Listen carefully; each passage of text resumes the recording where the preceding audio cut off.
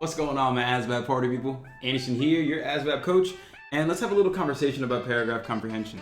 Do you feel like paragraph comprehension is one of those subjects that, hey man, just haven't studied it that much and it just feels like there's no rhyme or rhythm to it. It feels random, it feels like you're not really sure what to do when you see these questions, and that's okay to feel that way. But in this video, what I'm going to show you is how there's actually a strategy that you could follow for every type of paragraph comprehension question and give you tips and strategies to study with and to take with you to test day. So again, I'm Anderson, your ASVAB coach, and in this video again, we're going to be going over paragraph comprehension. We want to know our enemy, we got to know the format, we got to know the different types of paragraph comprehension questions, we need to know the strategies and the extra test taking tips. So get ready to tackle this, let's ace the ASVAB, and let's get right to it.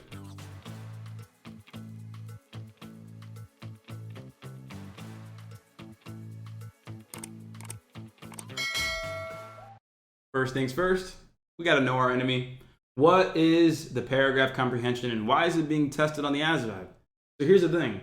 For your purposes here, you need to know that the paragraph comprehension, it tests you on your ability to interpret context.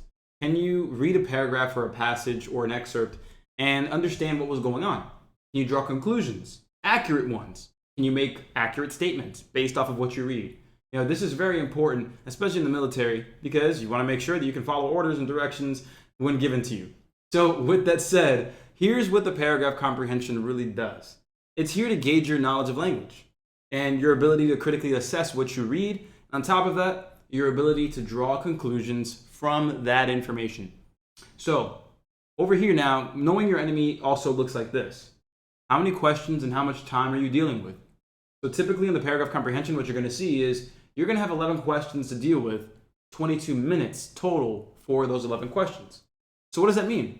Well, if we have 22 minutes and 11 questions, what that means is we have about 2 minutes per question right there. And so that's really useful information. Why is that useful? Well, think of it like this.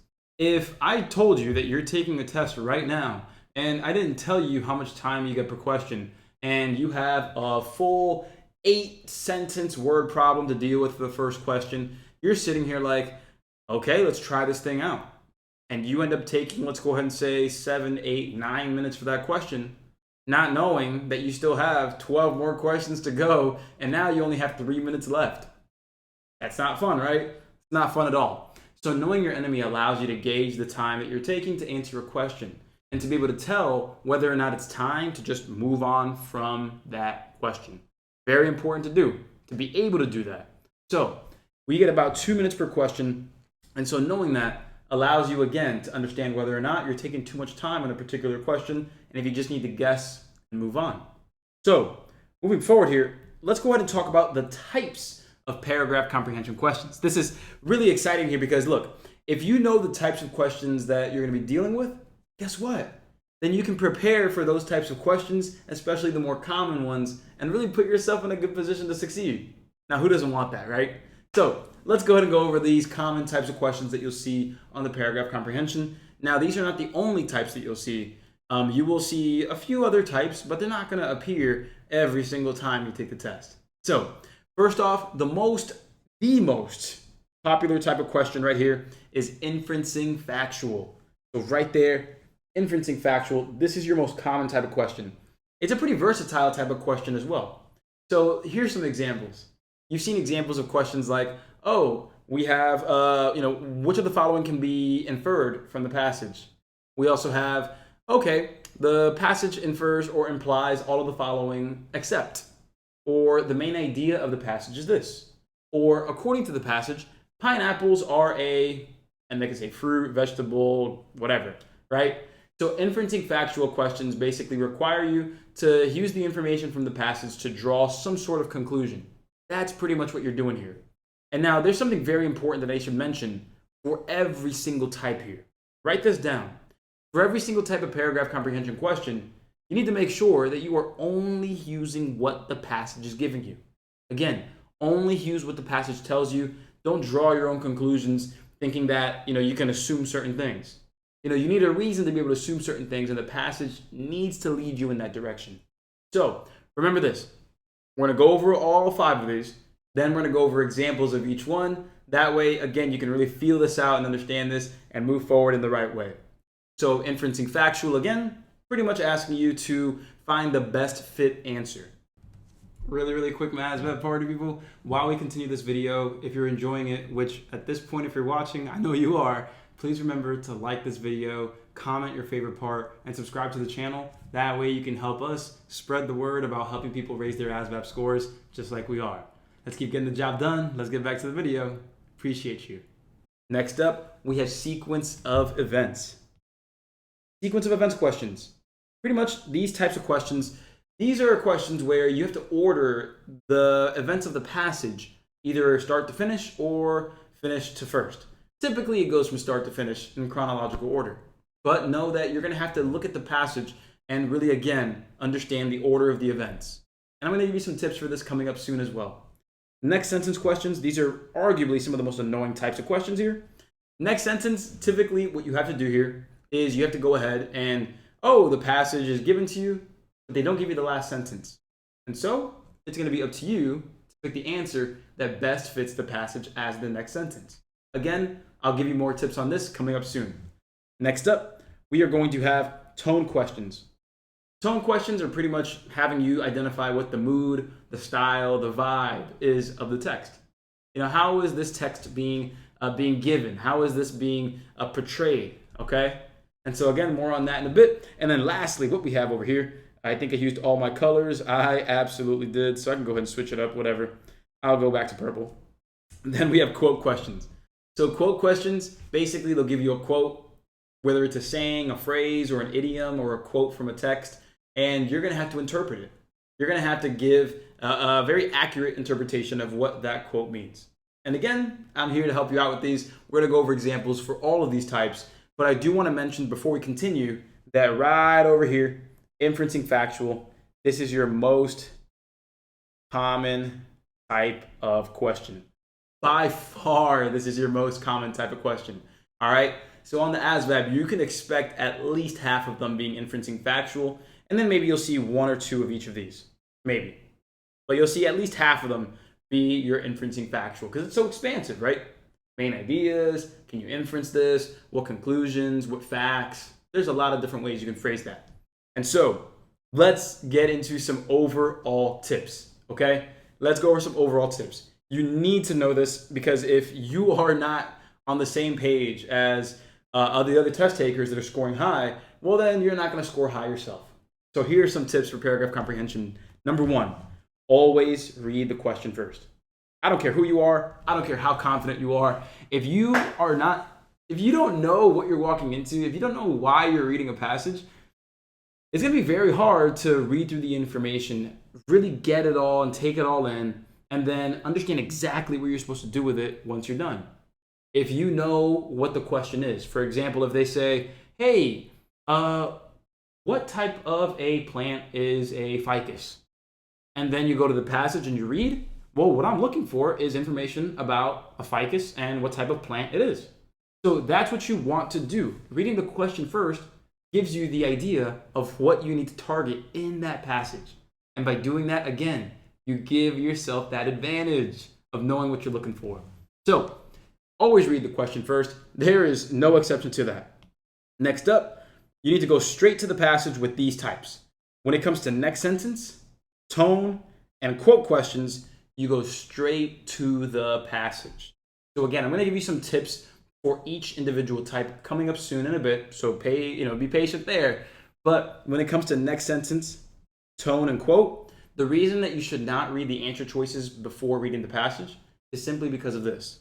Next sentence and quote questions are designed to trick you. They're designed to trick you. There are going to be answer choices that sound like they fit. They're going to sound really nice. They're going to sound like they make sense. But the problem is this.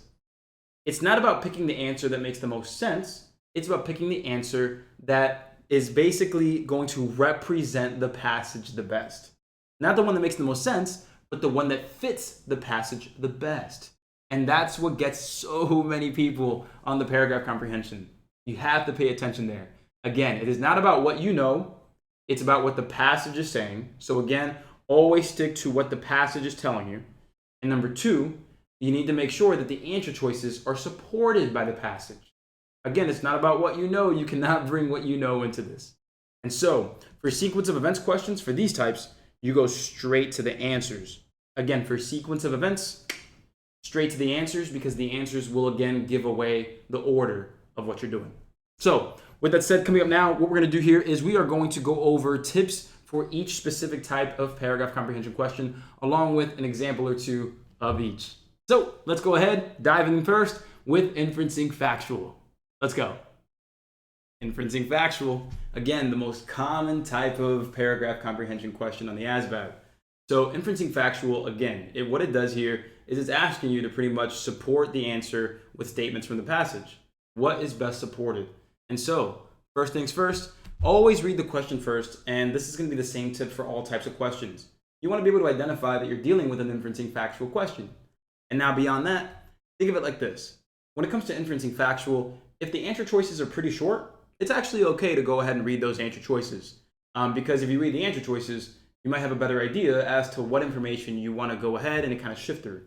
Now, if the answers are longer, then just start with the passage. Again, this one's pretty fluid. You can go back and forth nice and easy here without being too worried. Now, here's the thing. You need to be able to look out for trick answers. You got to look out for trick answers. Because the thing is, like, some answers might be common knowledge. You know, one of the answer choices could be, if you pour water on something, it becomes wet. Well, here's the thing. Yeah, that's common knowledge, but if the passage isn't even talking about that or implying that or cluing to that, then it's going to be an incorrect answer. So there's plenty of examples where you can have a truthful statement as an answer, but it would be incorrect as a choice. Because again, inferencing factual is about what the passage is saying, not about what you personally know. Biggest tip I can give here. All right. So only use the information given in the passage to answer. I cannot stress this enough. Right over there. I cannot stress this enough. And so let's go over two example questions. First one is going to be just a basic inferencing factual, and the second one is going to be a variation of it called an exception question. So we're going to go over both right now. Let's go ahead and get started here. Here's the first one. All right. So this is how the average ASVAB student typically does this. Fully grown frogs have the ability to avert their... No, remember, what we're looking for here, right here, which of the following claims is supported by the passage? That's what you're looking for. Which of the following claims is supported by the passage? So here we go. All right. Now the answer choices, they're pretty long, not kind of longer. They're not like 2 or 3 words. So I'll just go ahead and read the passage, go to the choices, and kind of go back and forth. Again, you have 2 whole minutes here, so you do have enough time to probably read the passage 2 or 3 times and still kind of go back and forth with the choices. You got enough time. And if you don't feel that way right now, then you need to practice your reading skills. So get to that. So here we go. Fully grown frogs have the ability to avert their stomachs. This means that their stomach comes out of their mouths, turning inside out to dump the contents of their meal out. Following this, the frogs have a hardwired neurological response to lift an arm and brush off their stomach to clear it of food. Things I didn't know for 100. Wow, that's actually pretty interesting. So let's go ahead and see which of these answer choices, again, is supported by the passage. A, tadpoles cannot avert their stomachs. Okay, did we even talk about tadpoles here? No, but where can we imply that at all? If we can? Well, over here, we see that the passage, so here we're talking about tadpoles. Here it mentions specifically fully grown frogs have the ability to avert their stomachs. So why would we say fully grown frogs? Why don't we just say frogs in general? Right? Why don't we just say frogs? So this is where you can infer or imply perhaps that, yeah, if we're talking about fully grown frogs and not tadpoles or adolescent frogs, just as fully grown frogs, it's very specific. I think A might be the answer here. Because, yeah, if you're saying that the adults can do this, that implies that the youth probably can't. So let's keep that there just in case. Let's go to B. So frogs voluntarily brush their stomachs off after averting them. So we see that right there, brush their stomachs off. I am sure we saw that before. right here. So before we continue, if you like the way that we're presenting this information about paragraph comprehension, but you're still feeling frustrated because you don't think that you have enough practice and enough guidance, that's what our program is for. In our program, you're going to get access to our Paragraph Comprehension Bootcamp, which offers over 200 practice questions. That way, you can go ahead and practice the right way and build your confidence up. And on top of that, you're going to get access to over 100 recorded lessons for paragraph comprehension, going through more problems, going through those strategies. That way, you have enough content to take you from where you are to the score that you need. So check the link out in the description of this video. That way you can learn how to stress less, score higher, and get the job you deserve. Let's get back to the video, but don't forget, click that link and see how you can raise your score. Brush off their stomach. But here's the problem. This says voluntarily. Again, this is just one word. It's just one word in the answer choice that makes this wrong. Here we see it says voluntarily, but over here it says hardwired neurological response. So if it's a hardwired neurological response, that is not voluntary, that is involuntary. That happens regardless of whether the frog wants to or not. So B, out. We for sure know it's not the answer. So notice what I'm doing. I'm not only looking to support the correct answer, I'm looking to deny all of the incorrect answers. And so while you practice, definitely something you want to do. You absolutely want to make sure that you can look at these incorrect answers and say it is wrong because of A, B, and C, blah, blah, blah. You want to. C. So C, stomach eversion is necessary for frogs after they ingest toxins. Okay, so let's go ahead and read through this. Where do we mention toxins? Their stomach comes out their mouths, dumping the contents, following this is what happens. Nowhere in this do we talk about them ingesting toxins and this being a way for them to stay alive after they ingest toxins. It doesn't mention that at all. Now, is it possible that that's a factual statement? Oh yeah, very possible this is actually true in the real world. Very true, very possible. But the statement is not supported by the passage. Again, it's about what the passage supports, not about what you personally know. D, instead of digesting food, frogs will avert their food. Where does it say that instead of digesting? No, this does not talk about them doing this instead of digesting. No. The passage does not say that at all. And so therefore, we're able to infer or imply that A is the answer for two reasons mainly. One, we were able to prove that B, C, and D, right over here, incorrect. So A is the only one left, technically. But the other way to think about it is this. Remember, the first sentence clearly starts off with saying fully grown frogs. And so a tadpole, being a baby frog basically, hey, if you're saying specifically, if you are naming fully grown frogs can do this, then we can imply that the non-fully grown frogs probably can't. And so we're able to support that here, and we're good. Now let's go and check out another question here. Let's go ahead and check out inferencing factual, but this is an exception question. Now, what is an exception question again? Read here. So it says right here, all of the following can be implied from the passage except. So here's what that means. This means that three choices are good or supported. So three choices are supported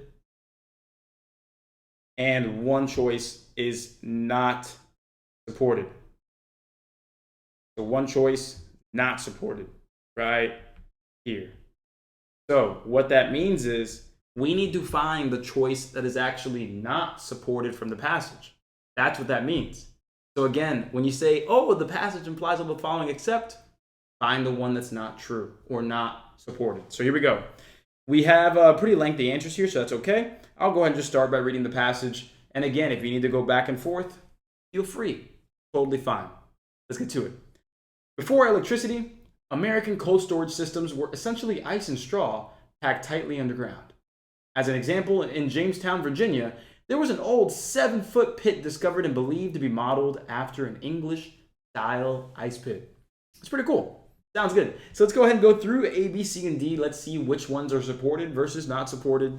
Let's see what we have. A, electricity is not necessary to store items in the cold. That's supported, actually. Before electricity, so let's go and highlight some things here. Again, electricity, not necessary to store items in cold. Before electricity, The cold storage systems were essentially ice and straw packed tightly underground. So again, electricity was not necessary here. Ice and straw, not a refrigerator, not any fancy machines. So here, this is supported. This is supported. Now remember, because it's supported and this is an exception question, this is not going to be the answer. We're looking for the choice that is not supported. So let's check out B here. People used to store meat underground to keep it frozen.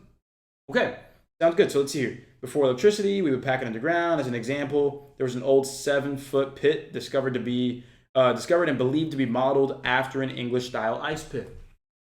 Okay, so we can absolutely imply that people used to store meat underground because, obviously, what do we eat, right? What do we need to keep frozen to keep from spoiling? So that would make sense that would be implied.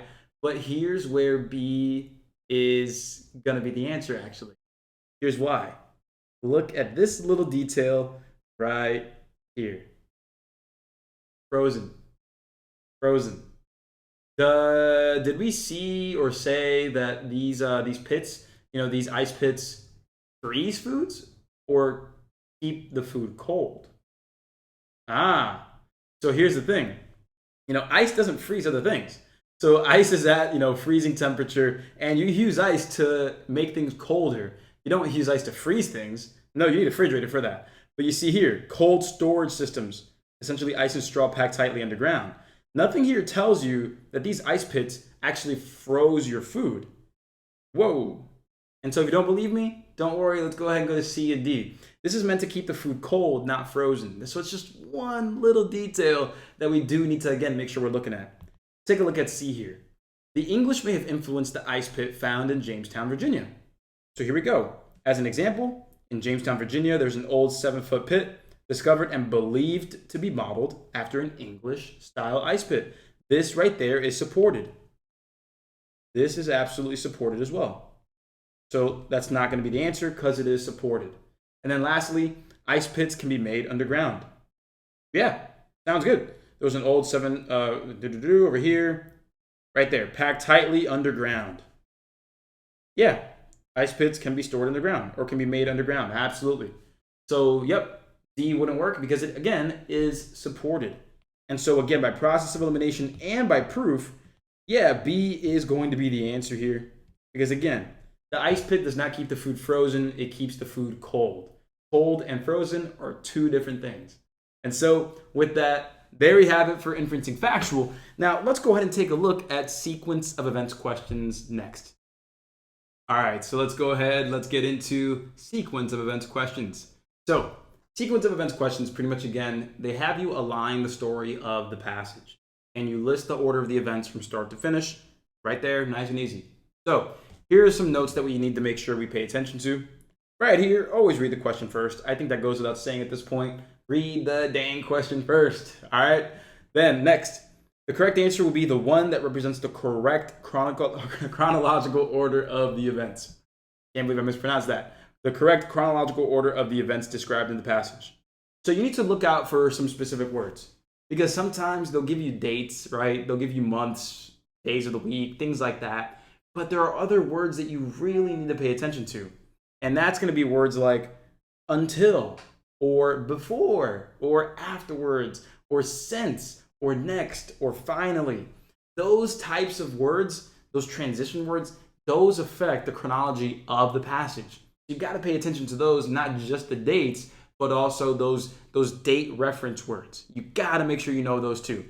And so here's the thing. Here's my tip. When you're doing sequence of events questions, go straight to the answers. Go straight to the answers. You're going to underline the first part of each answer because, again, the sequence of events, if there are answer choices, the first part of every answer is technically the first event of that answer. So if you can go to the passage and say, okay, look, here are my choices. This says event A happened first. Event A happened first. Event B happened first. Event B happened first. If it's at A, B, B, guess what happens? When you go to the passage and you look through it and you're like, oh, event B actually happened before event A, so event B happens first. Guess what you can do? You can eliminate those first two choices because those first two choices said that event A happened first. So you can get rid of both of those because you know B started first. And so now, if you run out of time, you can guess between C and D and move on nice and easy. So here we go. Again, we're going to continue. We're going to start with the first part of each answer, continue with the next part of each answer until you have the answer that represents the correct chronological order. So what would I be if I didn't take you through an example? So let's go ahead. Let's try this out. We have a lot of text here. So hopefully you're using a computer to go ahead and read this, but I will zoom in just a little bit here just to give us some more space. Right there is the best I can do. So let's go ahead. Let's try this out. According to the passage, which of the following sequence of events is accurate? Sounds good. Which of the following sequence of events is accurate? So here's what we're going to do. We're going to go ahead and highlight the first part of each answer choice. We're going to go straight to the answers. Here we go. We've got the Civil War began. Here, the Civil War began. The Civil War began, and the Civil War began. So, with that said, what can we imply or infer happens first? The Civil War began, right? Yeah, the Civil War absolutely began first. All of these answer choices say it, so that must be the first event that happens. So we can ignore that actually. We can go to the next part now. Up next, we see that we have the Revenue Act of 1861, the Revenue Act of 1861. Then we have over here, we have Congress enacted a flat rate federal income tax, and then Congress enacted a flat rate federal income tax. So let's go ahead and erase these. This is really what we're looking at first. So which happened first? The Revenue Act of 1861 or the federal income tax flat rate? Which one of those happens first? Now we'll go to the passage and we'll see which one of those it is. So here, in 1894, Congress enacted a flat rate federal income tax. Whoa, there it is right there. 1894, flat rate federal income tax. There we go. Now, that doesn't mean that this happened first. It just means that we have a date for it, and now we need to figure out when the Revenue Act happened, so that way we can go ahead and pick which one happens. So here, next. Because it was a direct tax not divided with construction of the population of each state, the Supreme Court ruled it unconstitutional the following year. Before that, the first and only income tax in the United States was the Revenue Act of 1861, which was used to fund the Civil War and repealed about a decade later. Sounds good. So, what we see here, okay, it says the Revenue Act of 1861. Let me be specific here. The Revenue Act of 1861 was repealed. And so, was it repealed before the federal income tax? Was it repealed before then? Well, let's go ahead and look at the details here. Because we see here, again, before that, the first and only was the Revenue Act of 1861. Repealed about a decade later.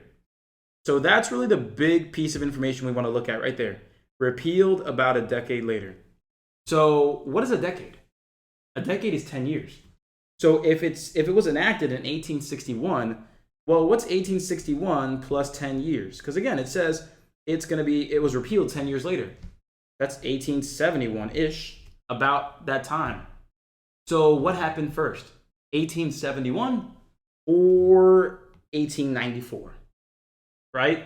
So it had to have been the Revenue Act being repealed first, and so it could not be these. It can't. It was repealed first. And so up next, what do we have? We have the Supreme Court rules flat tax unconstitutional. And then over here we see that Congress enacted a flat rate federal income tax. So which one of these happens next? I don't care about these anymore. Don't care about them at all because they've already been deemed wrong. So with that said, let's take a look here. The Supreme Court rules flat tax unconstitutional, or Congress enacted a flat rate federal income tax. Which one happens first? Let's go here. So here it says, because it was a direct tax not divided with consideration of the population of each state, the Supreme Court ruled it unconstitutional the following year. So ruled it unconstitutional the following year. What do you mean the following year? Oh, that's right. It got enacted in 1894, so this was in 1895. So ruling it unconstitutional was in 1895. That's the year that they did that. And so while we're going over this paragraph comprehension study guide, remember, my party people, we need more practice. You know, a lot of people always get jacked up about seeing these strategies and how it helps them, and I love it. I love seeing it, but we must make sure that we're also practicing the right way. So make sure to go to the link in the description of this video, because that's going to show you our ASVAB All Access program. You're going to have the opportunity to practice with tons and tons and tons of practice problems, so you can lower that test anxiety and raise your confidence at the end of the day. So make sure, again, click the link in the description so you can learn how to raise your score the right way without spending much money at all, so you can feel confident and get that job you deserve. Let's get back to the video, but don't forget, check out the All Access program so you can raise your score. Here we go. Now, when did Congress enact the flat rate federal income tax? Well, 1894. 1894, right? They had to enact it before they repealed it. They had to enact it before they repealed it. And so therefore, A is incorrect. And so the correct answer here is B. Boom. Right there. Notice how we're using a process of elimination. I took this one a little slow for you, and that's okay. But remember, you go through the first event in each answer, see which one of those happens first. In this case, they were all the same, right? They were all the same. So we treated that with just credence and we just moved forward.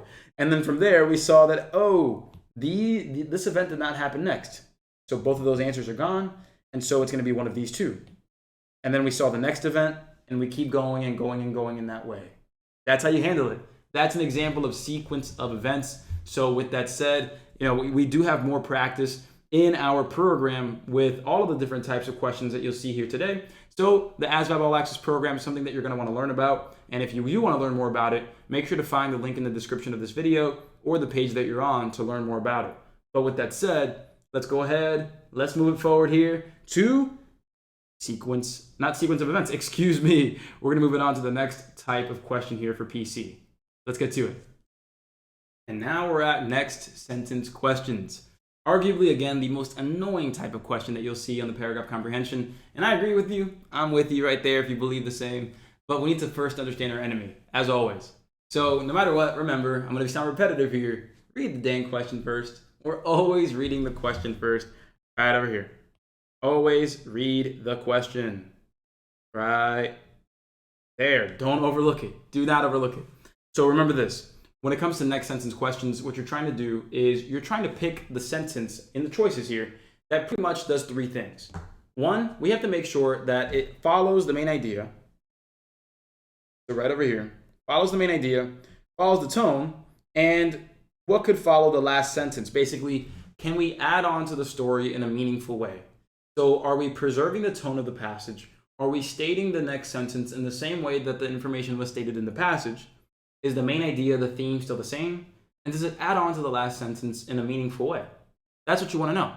That's what the next sentence, the correct one or the best one, will be showing. Now remember this.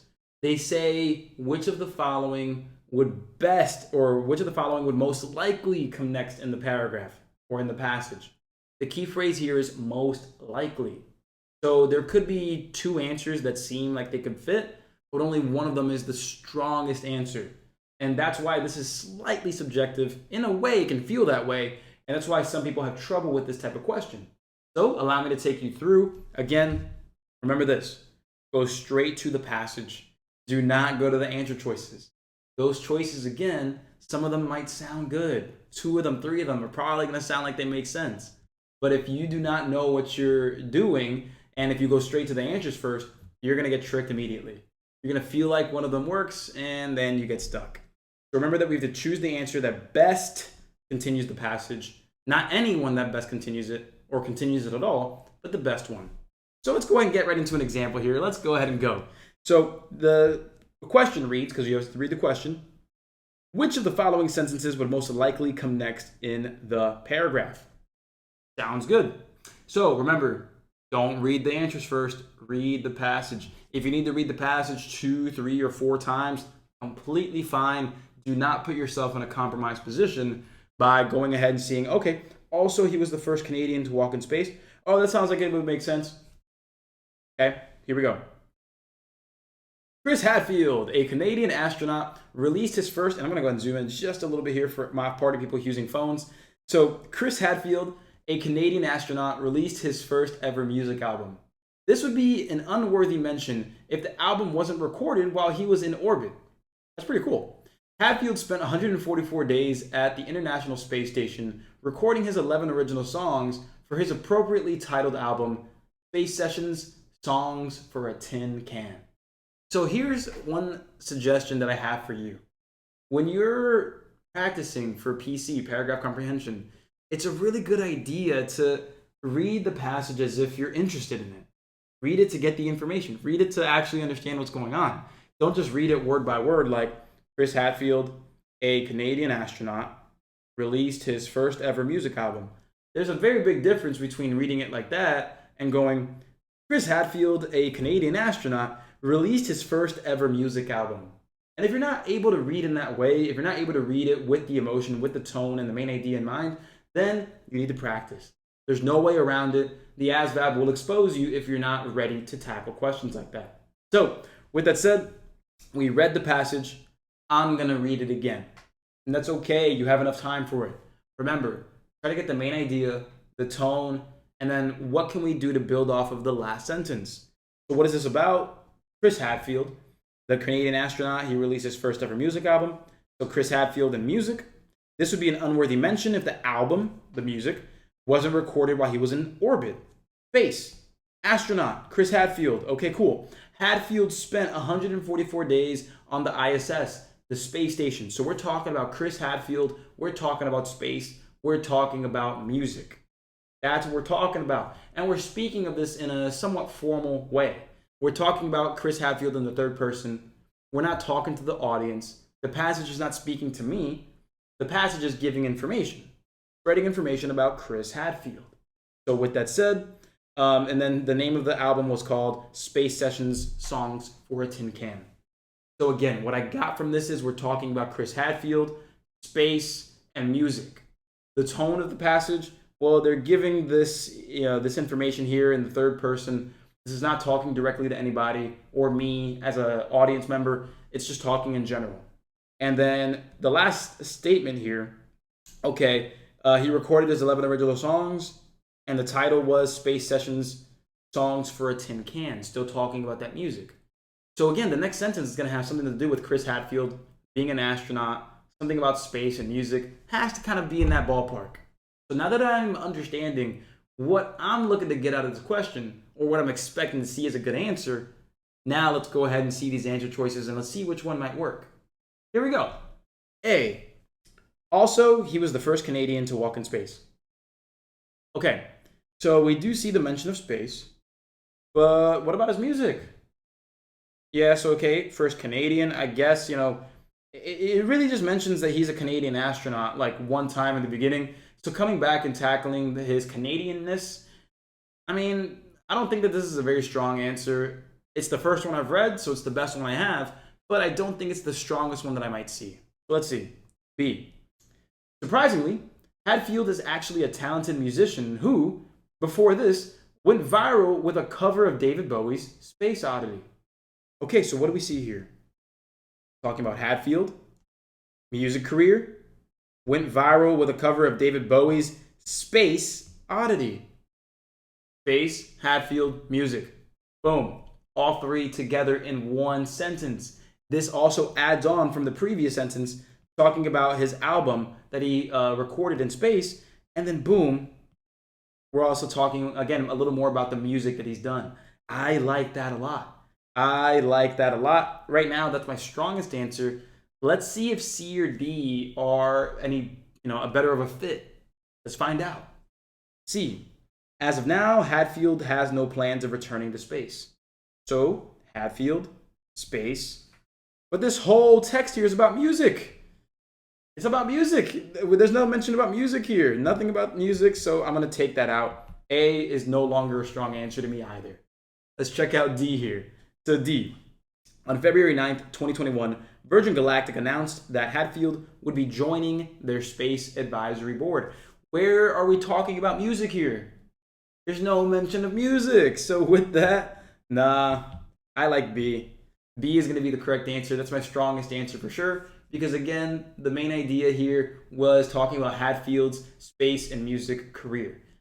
Only one of these talks in depth, a little more in depth about his music career and still includes Hatfield in Space. Booyah, I like it right there. And so with that said, that is your example for next sentence. Let's keep it moving forward here and let's talk about tone. I'll see you in a second. So here's another big one, tone questions. So what's a tone question? A tone question pretty much is measuring your ability to identify kind of the mood or style of the text. So remember this, when it comes to tone, you're not exactly picking apart the words and the information that's being given. You're really picking apart the way the information is being presented. So one more time, it's not about, again, the information within the passage, it's about the way it's being presented. Is the information being presented in an informal way? Is it conversational? Is it informative or explanatory? Is the passage kind of conversating with, what are we getting from this passage? Who's the audience? Who is the passage speaking to? Those are the things you really want to consider to have the best shot at getting a tone question correct. So as always, read the question first to first get that you are dealing with a tone question. You got to make sure you do that. And then from there, go straight to the passage. So with tone questions, the choices for the answers are typically going to be very, very, very short. One word or two, maybe. And so what you want to do is go straight to the passage. Don't read the answers first. Get your own idea of what the tone might be. Don't get tricked by the choices. Now, it's not always necessary to do this. You can look at the answers every now and then, depending on the question, but I wouldn't risk it. Start with the passage, get your own opinion on what the tone is, and then go to the choices and see what you have. So again, what you're doing is you're trying to find the mood, style, and audience. That's what you want to keep in mind as you really read through things. And so let's go ahead and check out an example here. Let's keep moving forward. Tone, here we go. So in 1995, did I confirm it's a tone question? No. Now I know it's a tone question. Sounds good. So with that said, let's go ahead and get to it here. In 1995, researchers reported being able to train pigeons to discriminate between Monet and Picasso paintings. Some research, okay. You train pigeons to discriminate between paintings of different artists? That's crazy. So when Picasso images were inverted, the birds could still tell it was a Picasso. When the images were upside down, it would derange the bird's judgment. Okay, so you can read it again if you'd like to. Again, keeping in mind, well, who's the audience? What are we how are we expressing this information? Is it conversational? Is it formal, informative, informal? What are we looking at? So again, researchers reported being able to train pigeons to discriminate between these two artists' paintings. When the Picasso images were inverted, the birds could still tell. When it was upside down, it would derange their judgments. So, is this conversational? No. Is this, it seems like this is just really giving information. We have a date here. Here's what researchers found. Here's what was also found. And then here's what was also found when they did this. This is pretty informative. This is pretty, I guess I would say that they are just stating facts, essentially, and the reasons and things that happened. So if we look at the tones here, we have optimistic. Optimistic means hopeful. Is there any hope here? Are we talking about a bad situation that can get better? No, we're not. We are not. Is this critical? Are we judging here? Are we, criticizing or really, picking something apart here? Not really. It looks like they're just talking about a research and what happened within that experiment or the experiments. So I wouldn't say this is critical either. Is this colorful? No. What does colorful even mean? It would mean, hey, we're using a bunch of great and really expansive words, and I don't see that here. It looks like we're explaining what happened in this experiment. In 1995, this is what happened. Here's some of the results. Here's some more results. They are explaining what happened in these events. There you go. So again, it's not about what the information is, it's about how it's presented. That's what makes up tone the right way. And so coming up next, we've got quote questions. Quote questions, they can be definitely tough as well. They're going to be handled the same way. So let's go ahead, dive on in. Let's get to it. Last but not least, we've got quote questions. So quote questions, again, arguably are going to be pretty tough for a lot of folks. because the quote questions, they're going to give you a quote, some sort of take from some passage, or they're going to give you a phrase or an idiom or something like that. And the problem with a lot of people who are taking the paragraph comprehension is that, well, we tend to kind of literally interpret what we're reading. So for example, the early bird gets the worm. Okay, the early bird gets the worm. Are we literally talking about a bird waking up early to get a worm? No, that's a metaphor. What we're saying is, if you get things done early, you will most likely eat. You will most likely prosper if you get things done earlier. We're not talking about getting up on, at dawn or before that. We're just saying the early bird gets the worm. If you are there on time or earlier than that, you are more likely to succeed. That's what that means. And so again, it's not a literal interpretation. We're not calling you a bird, and we're not only applying this to birds. And so that's where quote questions, again, can trick a lot of people. So let's get to it here. Tips here. Again, read the question first. I sound like a broken record, but it is so true. So true. Up next, go straight to the passage. Do not ever read the choices first for quote questions. They are designed to trick you. These quote questions will seem like they're a very good fit. And because of that, those choices, if they all seem like they're a good fit, that's how you get stuck in this little swirl of confusion. Like, it could be A, it could be B, it could be C. And that's how you get tricked. That's exactly how you get tricked. I don't want you to get tricked, okay? So make sure, again, go straight to the passage. Straight to the passage, okay? Next up, read the passage again and again and again until you get your own meaning of the quote. Don't rely on the choices. Read it until you get your own meaning, and then pick the choice that really aligns with what you believe, all right? If you don't do it that way, it's going to be mighty tough. And so then lastly, remember that the answer is not likely to be a literal translation. Again, the correct answer is not going to say exactly what the quote said. It might be another way of saying it. It might be how it applies to the real world. It really depends, but you cannot believe that this is going to be a literal interpretation all the way through. And so all you need to do here is go ahead and follow my lead here. We're going to go ahead and try an example right now. So here we go. Right here. Here's an example of a quote question. And again, we know we're dealing with a quote question because it says, what does Hemingway mean? Okay. What does Hemingway mean? Okay, cool.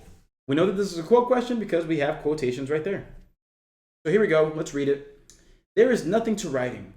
All you do is sit down at a typewriter and bleed. Okay, sounds good.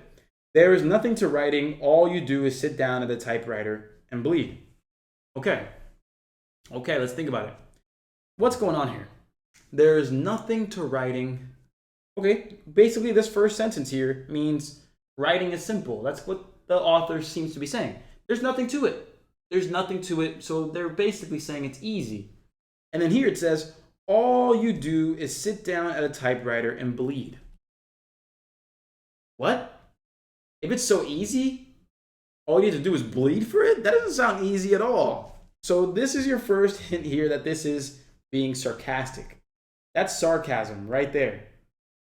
Hey, really quick before we continue, if you're watching this, you've likely already been to one of my classes. And if you haven't been to one of my classes, remember to check that schedule. The link is right up there and in the description of this video. That way you can understand when my free classes are and my access program classes are. That way you can keep raising your score, knowing what topics we're doing, and get the job you want. So again, click there or in the description to see when the classes are and join one for free. I'll see you there, my party people. Let's get back to the action. That is sarcasm. There's nothing to it. All you gotta do is sit down and bleed. That sounds like the person's being sarcastic, right? Oh yeah, making $1 million is easy. All you gotta do is sell your life, sell your soul, right? That sounds sarcastic. Yeah, man. You can have anything you want in the world. All you gotta do is live in a cave and do nothing but work for 100 years. But yeah, you'll get it. Yeah. So again, sarcasm here. You gotta be able to sort through that and see that there. Next up, again, so they're being sarcastic. Writing is not easy. Writing is hard. That's what's being said here. And all you need to do is sit down at a typewriter and bleed. Sit down at a typewriter and bleed. So what do you mean by that? You know, in terms of, yeah, bleeding isn't an easy thing, but what do you mean bleed? What do you mean? Oh, if we're talking about writing, ink, bleed, you're basically giving your all to it. That's what it sounds like here. Again, if you're talking about writing with ink being involved, the blood is the actual ink. That's what this person is implying. Ernest Hemingway, that's what Ernest is saying in this sense here. You need to kind of give yourself to it. You need to give yourself, you need to be put into your work. You need to put all of yourself into it. So writing is hard because you need to put everything you got into it. That's what I got from this. So now I'm going to go through the answer choices and see which one of these backs up what I just said. Writing isn't easy. You got to pour your blood and tears and sweat into it. So, A, writing is simple. If all you read was the first sentence, then I could see how you could pick A. B, here we go. Use your blood as the ink for your writing. No, no, that is not what we're saying. What Ernest Hemingway is saying is, not to literally, bleed your way into the writing. No, you're basically giving blood, sweat, and tears. That's the implication there. And I'm sure you've heard that before, right? And my sweat, my blood, and tears, I have given everything I got into this. I think we've heard that before. C, your writing should come from the heart. And D, writing is a noble task. Your writing should come from the heart. You need to give everything you've got. Blood, sweat, and tears into your work. That sounds like pretty close to what I just said, right? That's pretty close. I like C. Writing is a noble task? No. I mean, what do you mean by noble? Noble means for the benefit of others, giving more than what you get. That's what I would consider noble. Nothing here really describes writing being something that's selfless, giving to. No, it's writing. It's art. So two different conversations there. D wouldn't work. So with that said, C is the answer. So I hope you see that there, my party people. Again, quote questions, they can be pretty tricky, pretty dang tricky. So what we're going to do now is we're going to move forward here and we are going to recap this. So stay tuned here. Let's recap everything that we just went over. That way we have the best shot of practicing and studying the right way moving forward. All right. So hopefully you've enjoyed everything up to this point. Let's go ahead and recap everything so that way you have a good shot moving forward of practicing the right way. So again, here's some things. Inferencing factual questions. Again, this is about finding the answer that's best supported by the passage. There are those exception questions that will have you pick the answer that's not supported by the passage. So we do definitely want to go ahead and keep this in mind here. This is the most common type of question. So let's make sure we understand that right there too. About, again, half of your questions will be inferencing factual. About half, maybe even more. Next up, we have sequence of events. Remember with sequence of events, we go ahead and start with the answer choices because again, it's about ordering. It's a logical process. And so what we'll do is we'll go ahead and look at those choices, find the one that happens first, and keep eliminating our way to the right answer. After that, we have next sentence questions, which are a little more subjective. But remember, it's about basically making sure that the next sentence follows up from the previous sentence and also still captures the tone and the main idea of the passage. Again, those are things you want to think about, and you need to practice discovering main idea and tone to get next sentence down easier. Next up, we've got ourselves tone over here. Again, tone is about the vibe, the mood, the style, the audience of that passage. So mood, style, and audience, those are the three things you really want to consider there. And number 4, or last one here, number 5, quote, find the one answer that best represents your understanding of the quote. Don't go to those choices first. Read the quote as many times as you need to, get your interpretation, and then move forward the right way. All right, so next, remember, simple things. Always read the question first. You want to understand what you're walking into. It's great that you're reading a passage about a ficus or a passage about the blue whale or a passage about space, but if you know why you're reading that passage from the get-go, it gives yourself a great advantage moving forward. You take less time and you get more confidence answering that question. Next up, remember, with these types of questions, go straight to the passage. Next sentence, tone, and quote, you go straight to the passage. Everything else, you can go ahead and kind of, do your thing with sequence of events, answer choices first, inferencing factual. It depends. You can go either way. just fine. Now, lastly, how can you raise your score? How can you raise your score? So the thing is about raising your score, you can do that plenty of different ways, but reading is the best way to do it. And so these are 3 free apps that you can use: Hoopla, LibriVox, and Loyal Books. Definitely 3 main ways that you can do this. So Hoopla, it provides free books with a public library card. LibriVox is a free audiobook app, and Loyal Books, free audiobooks and ebooks app. So feel free to look those up. Now, if you want something a little more specific to the ASVAB, we do have a free practice test with video solutions. That way you can learn from every mistake and move forward the right way. So make sure that if you're not in there already, get my free practice test with video solutions. And if you've already tried it out and you've enjoyed it, then it's up to you now to get the ASVAB All Access program. In case you didn't know about the program, long story short, I support you all the way until you pass by providing you with the ability to text me when you need help. I give you access to all of my classes and recordings. And on top of that, you get access to over 2,500 practice questions with video solutions to math topics, with video solutions coming up for paragraph comprehension, and everything else that you need to work on for the ASVAB. And so, with that said, gang, I am Anderson, your ASVAB coach. It has been such a pleasure making sure that you have everything you need to get started with paragraph comprehension the right way. And I'm always thankful for you guys supporting me, this channel, my company, and the website. And so, with that said, let's keep raising our scores so we can get that job we deserve. Keep pushing forward, and if you have any questions, here is my phone number, 567-698-8867. Again, I'm Coach Anderson. Go ahead and reach out to me. Say, hey, Coach, I just finished watching your paragraph comprehension lesson. I'd love to learn more about the free practice test or the program. Letting me know. That way I can help you sort through that and get the things you need to get the job you want. With that said, again, I'm Coach Anderson. Let's ace the ASVAB, and I'll see you in the next video. And so we both know this video just helped you with your test anxiety by just a little bit. And to keep lowering your test anxiety and keep raising your confidence, that's what my ASVAB All Access program is for. The link's right up here. Click it, watch the video on how it works, and you'll see exactly why thousands of my students have raised their scores and gotten the jobs they want. So click there, watch the video, and sign up to raise your score. I'll see you soon.